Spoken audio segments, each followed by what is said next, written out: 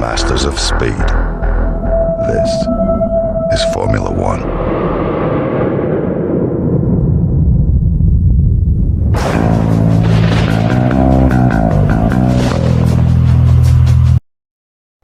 Hello there, hope you guys are good, hope you guys are well, welcome. So it's another setup video. We're at Mexico City. Let's go and get into this. So I've gone with 40 on the front wing, I've gone with 30 on the rear wing. Again, just like pretty much like Cota, you need a high downforce setup around Mexico. Yes, there are some big straights. However, you need the downforce to get you through Sector 2 and Sector 3. Simply because if you miss the DRS zone, because there are one, but it's a double detection zone, you'll be bang in trouble.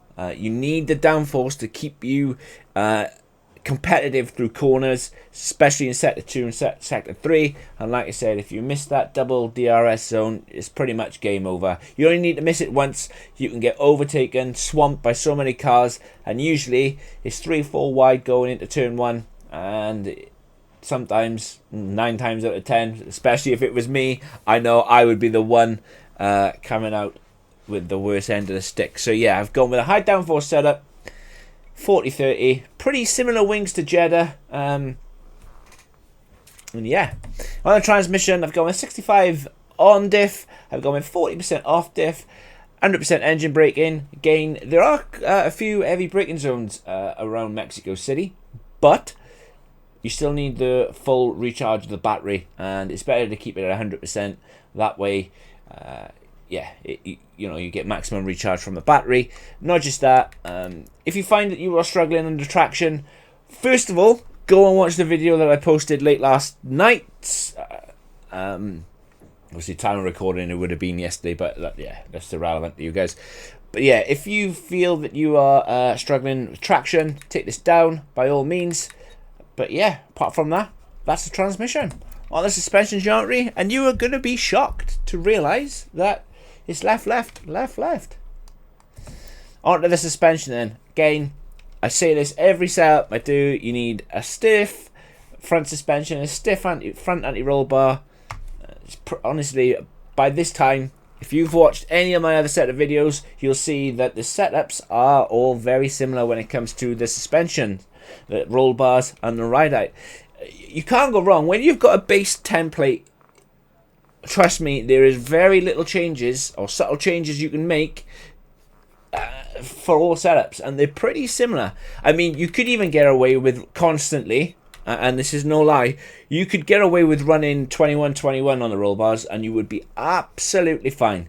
No dramas at all. But for the sake of this setup and to add different things into the mix, yeah, I don't. But you could honestly just run 20-21 on the roll bars and be absolutely fine. But anyway, I've gone for a 41 front suspension, shock. I've gone with a rear suspension of 6. I honestly, anywhere between 2 and 6 is absolutely fine on the rear suspension. Some of you might need a stiffer rear suspension, that's fine. Take it to 10. I wouldn't recommend going any higher than 10. And that is something that I've gained through knowledge, but again, it is your setup. The more you chop and change your setup to suit your driving style, the better it will be. But when you get to a certain point of any setup, they're all the same.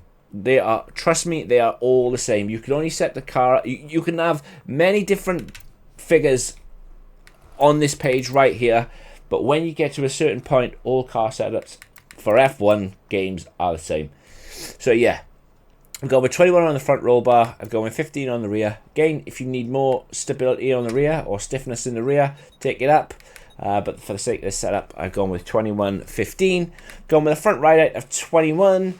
And the reason being, there is only one curb, 2 curbs that you really need to send it over, and that's turns 2 and 3. So it's the entry of turn 2, exit of turn 3. But maybe at the end of sector 1, midway through sector 2, where you take the left-hander and then you've got the right-hander. You've got a big sausage curb, not a sausage curb, it's a raised curb going round into the DRS zone. You can ride that curb. I wouldn't recommend going any lower than 21 though, because you will bottom out, and nobody wants to bottom out on that curb, because just like Jeddah, it will spit you out and spin you around. Nobody wants that. Same reason for the rear ride height, but you could take it down 57, 56 maybe.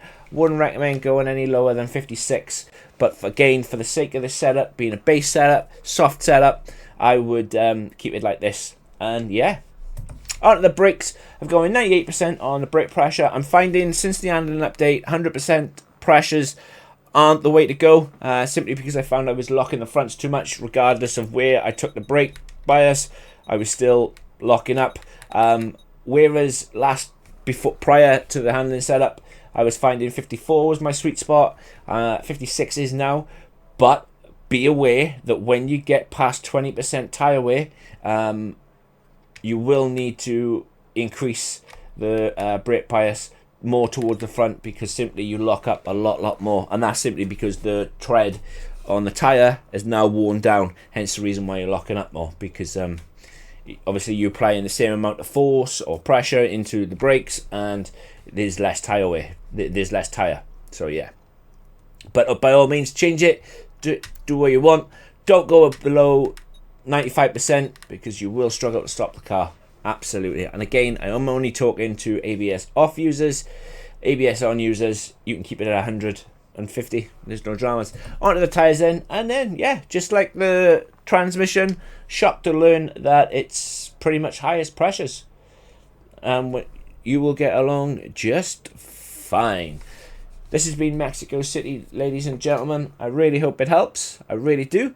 Do all that good stuff. Hit the like button, hit the subscribe button, and I absolutely urge you guys to go and check out the video I did on tyres and ERS.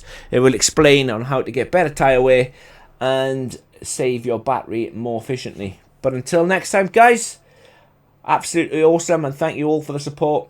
I'll see you in the next one. Peace.